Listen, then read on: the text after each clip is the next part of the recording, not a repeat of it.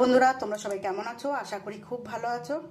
দেখো, বাজারে গেছিলাম, বাজার থেকে আমি লাল শাক নিয়ে এসেছি। আর এখানে রয়েছে রুই মাছ।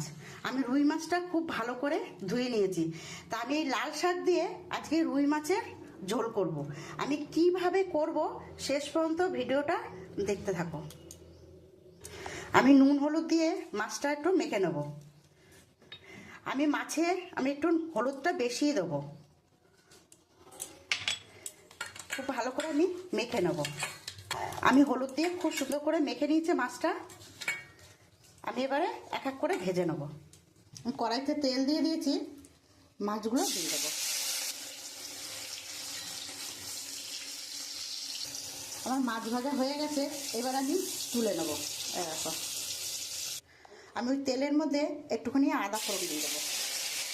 আমি ওর মধ্যে কাঁচা লঙ্কা দিয়ে দেবো, যেহেতু আমি রান্নাটা পুরো কাঁচা লঙ্কাই করবো। আমি এবারে শাকগুলো দিয়ে দেবো। আমি শাকে নুন দিয়ে দেবো, কিন্তু আমি শাকে হলুদ দেবো না। হলুদটা দিলে কালারটা নষ্ট হয়ে যায়। তা আমি ঢাকাও দেবো না, এমনি শাক থেকে জল বেরিয়ে যাবে। দেখো বন্ধুরা, শাক দিয়ে একটু সুন্দর জল বেরিয়ে গেছে। তা আমি জল আর দেবো না, যেহেতু আমি হলুদটা একটু বেশি দিয়ে মেখেছি। এবার মাছগুলো আমি দিয়ে দেবো।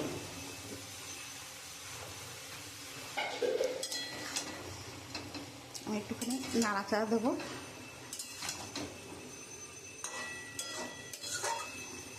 আমি এখন একটু নামিয়ে দেবো। আমি নামিয়ে এবার সোমবার দিয়ে দেবো। আমি তেল দিয়ে দিয়েছি, আমি এর মধ্যে জিরে দিয়ে দেবো। আমি এবারে মাছটা ঢেলে দেবো। আমি সোমবার দিয়ে দিয়েছি।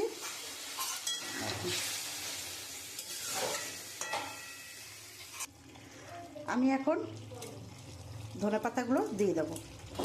আমি এখন নামিয়ে দেবো। আমার রুই মাছ লাল শাক দিয়ে হয়ে গেছে। আমার যদি এই রান্নাটা ভালো লাগে তাহলে একটা লাইক কমেন্ট শেয়ার করে দিও। আর এরকমভাবে রুই মাছের লাল শাক দিয়ে খেয়ে খুব ভালো লাগবে। দেখো, এই রান্নাটা আমার মার কাছ থেকে শিখেছি, আর এটা খেতে খুব সুন্দর লাগে।